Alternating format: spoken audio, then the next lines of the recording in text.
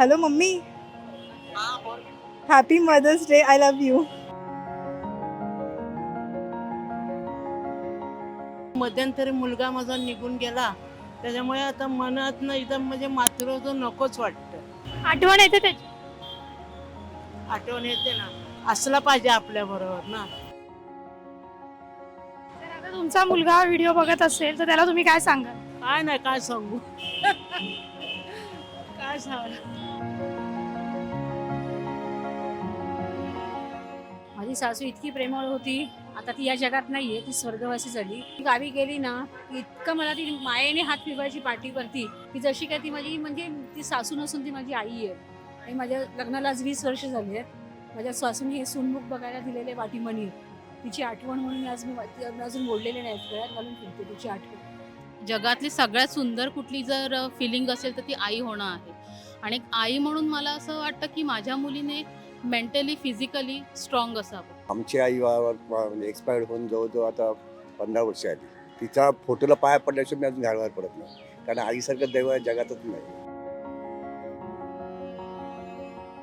स्वामी तिन्ही जगाचा आईविना भिकारी असं आपण नेहमीच म्हणतो, कारण हे जग आईविना अधुरच आहे.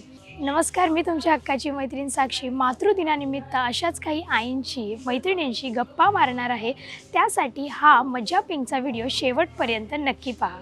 चला. आता बघा, आता आमची आई म्हणजे एक्सपायर्ड होऊन जवळजवळ आता 15 वर्ष आली, आणि तिचा फोटोला पाया पडल्याशिवाय मी अजून घालवायला पडत नाही, कारण आईसारखं दैव जगातच नाही.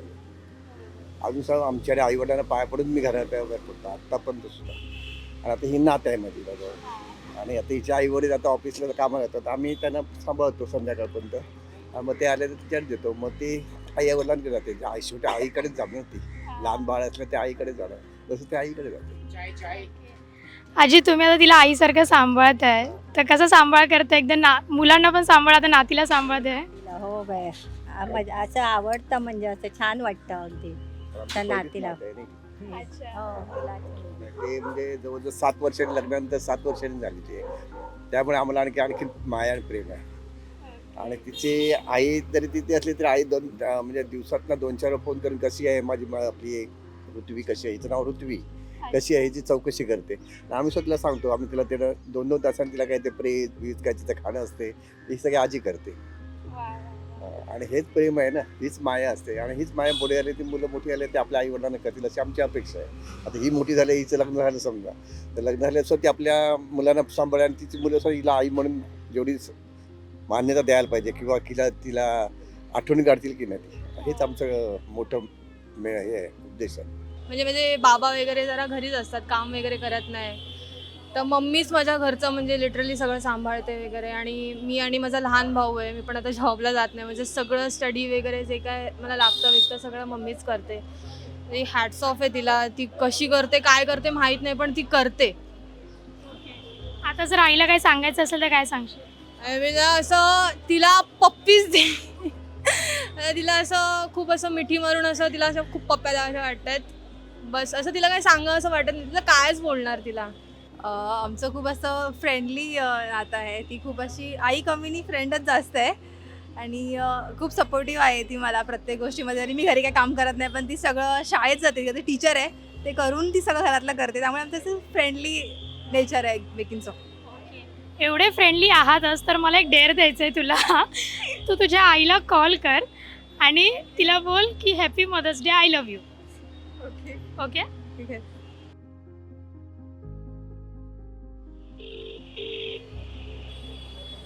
उचलतील की नाही माहित नाही. हॅलो हॅलो हॅलो मम्मी, हा बोल. Happy mother's day. I love you.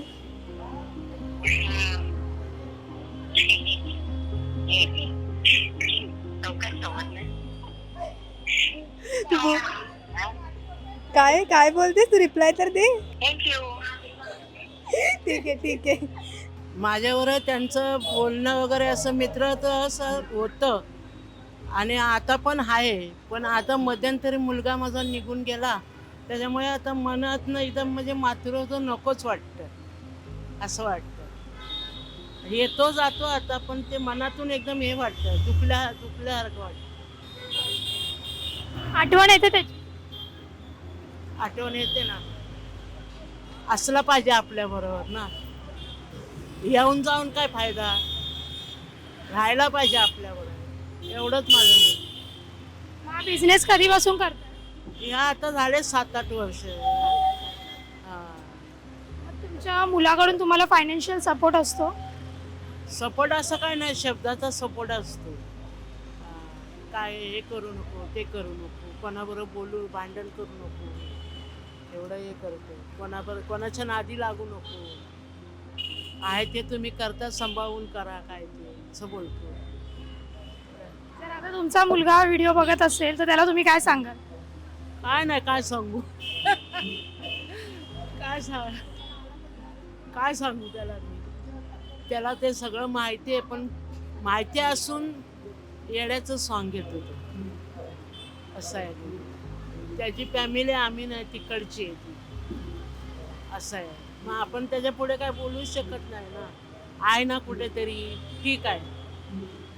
आणि तो आज माझ्याकडेच कशी काय विचारायला आली, कधी आहे मदर डे? 10 तारखेला. हा, तेव्हाच आम्ही सगळे गावी जाणार आहे. हा. चालेल चालेल. तुम्हाला माझ्याकडून आई दिनाच्या खूप खूप शुभेच्छा. असे स्ट्रॉंग राहा आणि बिझनेस करत राहा. खूप छान आहात तुम्ही काकू. Thank you so much. माझी सासू इतकी प्रेमळ होती, आता ती या जगात नाही आहे, ती स्वर्गवासी झाली. पण ती गावी असायची. पण मी गावी गेली ना, इतकं मला ती मायेने हात फिरवायची पाठीवरती, की जशी काय ती माझी म्हणजे ती सासू नसून ती माझी आई आहे. कधी मला कुठली गोष्ट आवडली, आता आमच्याकडे मासवड्या हा प्रकार हा शुद्ध शाकाहारी आहे. पण ती मासवड्या तिला म्हणाली ना, आई मला मासवड्या खायच्या, तिला होत नसायचं तरी सुद्धा ती मला करून घालायची माझ्यासाठी. म्हणजे ती नाश्ता वगैरे काम करताना पहिला नाश्ता करून घे, नंतर काम कर. पहिला आधी खायला घालायची ती सगळ्या गोष्टींमध्ये. अगोदर तू खाऊन घे, वेळेवरती खाऊन घे, काम तर काय होतच राहतं. पण तिने माझे खाण्यापिण्याचे कधी आभाळ केले नाहीत, कधी मला म्हणजे वाईट बोलली नाही, कधी मला दुखवलं नाही. मला पाहिजे त्या गोष्टी मला तिने सपोर्ट केलेला आहे. तिने एक आईच्या जागी मला खूप म्हणजे इतकी माझी सासू प्रेमळ आणि मायाळू होती ना, पण आज ती या जगात नाहीये. मला त्यांची किती आठवण येते, कसं तुम्ही त्याला मिस करता. रोजच्या रुटीनमध्ये त्या होत्या तुमच्या. तिला मी माझ्या गळ्यात घालून फिरते. आणि माझ्या लग्नाला आज 20 वर्ष झाली आहेत. माझ्या सासूने हे सूनमुख बघायला दिलेले वाटीमणी आहेत, तिची आठवण म्हणून मी अजून बोललेले नाहीत, गळ्यात घालून फिरते तिची आठवण. तिला मी माझ्या हृदयात ठेवलेली आहे, त्याच्यामुळे आठवायचा काहीच प्रश्न नाही आहे तिला. किती छान. सासू सुनेचं नातं एवढं छान आहे. इतरांना जे व्हिडिओ बघतायत त्यांना तुम्ही काय सांगाल? तुम्ही तुमच्या आईवरती कसं प्रेम केलं? तुम्ही जसं तुमच्या आईवर प्रेम करता तसं सासूवरही करायला शिका. कारण की आपण लग्न केल्यानंतर एक दुसऱ्यांच्या घरात जातो तेव्हा ती आपली आई म्हणजे आपली सासू म्हणजे ती आपली आई असते. जर आपण तिला जर आईप्रमाणे सांभाळलं तर तीही आपल्याला मुलीप्रमाणे जीव लागेल. आपण जर त्यांच्यामध्ये दुरावा निर्माण केला की त्यांच्या घरात भांडण लावायचा प्रयत्न केला, शेवटी आपल्याही पदरी तेच येणार आहे. म्हणून वागतानाही पहिलंच वागताना 4 दिवस सासूचे आणि 4 दिवस सुनेचे करू नका. 9 दिवस नव्याचे देखलाई दिवा करू नका. त्यांना करायचं म्हणजे त्यांना जीव लावा, माया लावा, की जेणेकरून तेही आपल्याकडे आकर्षण झाले पाहिजे आणि आपणही त्यांना पण असं वाटलं पाहिजे नाही माझी सून किती चांगली आहे. एवढंच सांगू शकते. जगातली सगळ्यात सुंदर कुठली जर फिलिंग असेल तर ती आई होणं आहे. आणि एक आई म्हणून मला असं वाटतं की माझ्या मुलीने मेंटली फिजिकली स्ट्रॉंग असावं. आणि मल्लखांब किंवा कुठलाही खेळ म्हणा ह्याच्यासाठी फिजिकली जेवढं स्ट्रॉंग असायला हवं तसं मेंटलीही स्ट्रॉंग असायला, आणि मुलींनी आत्ताच्या जगात असायलाच हवं. आणि बॉन्डचं म्हणाल तर ती लिटरली माझं शेपूट आहे. म्हणजे आज मी घरी आहे, म्हणजे जॉब मी क्विट केला तिच्यासाठी. ती 2-2 मिनिटांनी मम्मा मम्मा मम्मा म्हणून मागे मागे फिरत असते. ही फिलिंग खूप सुखद आहे, पण एक कुठेतरी अशी भीती पण वाटते की उद्या म्हणजे असं बोलू नये, पण उद्या जर मी नसेल तर ते तिने किती सपोर्टिंगली किंवा स्ट्रॉंगली घ्यायचं आहे. त्या गोष्टीसाठी पण मी तिला तयार करते.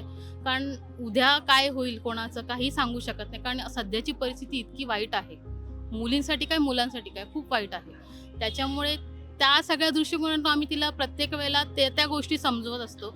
आणि एक लकीली म्हणा, टचवूड, ती खूप समजूतदार आहे. म्हणजे लहानपणापासून तिला जे समजवतो आम्ही ते ती समजते, आणि हट्ट हा कधीच ती करत नाही. एखादी गोष्ट तिला समजून सांगितली की बाबा मम्मा माझ्या मैत्रिणीकडे आहे, मला हवं आहे, म्हटलं गरज आहे तुला त्याची, गरज असेल तर मी नक्की घेईन, पण गरज नसेल तर नाही.